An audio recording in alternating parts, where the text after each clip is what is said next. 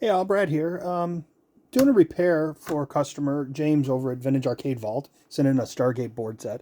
And typically what I'll do is I go through all the boards and, replace all the electrolytics and Molex and ribbon cables and all that stuff. And then for the I/O board, I usually test first on my bench with a known good board set. And I keep Splat on this. And I've explained it in another video, but Splat is the only Williams game that uses this I/O board that has 18 inputs on it. There's two 10-pin connectors.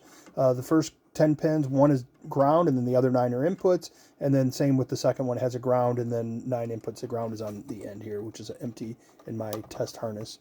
But I put it on the bench, and then I use the game code, the Splat game code, to actually test all inputs. I wrote a little program to automatically trigger each one of these sequentially, and I test them, even though like Stargate doesn't use all of them and Joust doesn't use all of them, that sort of thing. Splat is the only one. So I just replaced the ribbon cable and cap and cleaned this up and polished it and aligned all these SIP resistors and put 2 new Molex headers on. And I'm on the bench testing, and I encountered a problem that I'll show you guys. Let me get this up here. I'll boot this bench here with Splat. Let me get a little closer maybe so you can see it better. There we go.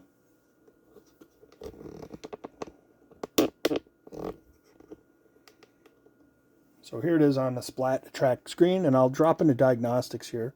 I've got my little Sony remote here, and we are going to go to the input test right here, and you can see walk left 2 is initiated already, and I've not triggered anything. And on my remote here, if you watch the screen, I wrote a little script that you hit with the X button on the remote.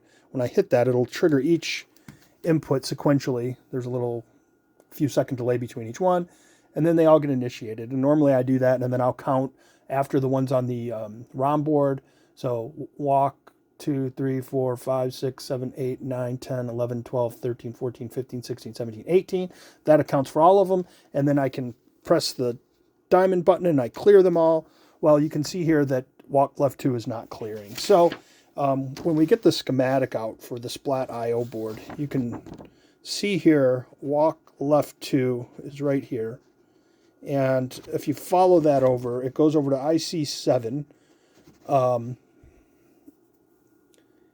input pin 7, and then it's an inverting buffer. It's a CMOS buffer.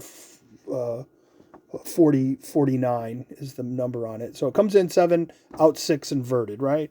So that's where I want to make sure that all these inline series resistors and these pull-up resistors and filter caps are all in place before. But typically these 4049s, they're CMOS and they tend to fail. And that's what they're there for. They're there to buffer the inputs from the control panel and the electrical noise from these chips and your PIA on the board over here. So I've got a scope set up on the bench. You can see it there, and I'm going to touch pin 7, which was the input, and you can see it's high. And then if I trigger, I'll go over here and I'll trigger all the inputs. So as soon as that one would have been triggered right now, that pin 7, I'll go back to the scope here. See, it's low. So if I look at the output on pin 6, it's high, and then I'll clear all the inputs, and we'll look at the output again, and it's still high. So basically the input to pin 7 is toggling high-low based on the control panel input, we'll say. But the output is always staying high. So that 4049 chip here, here's pin 6 and 7 that I was probing with my little scope probe here. And pin 7 is here. Pin 6 is here. 4049, this is a Toshiba part, is bad. I've got a replacement right here. And I will swap that out, and we'll come back and test it in a minute.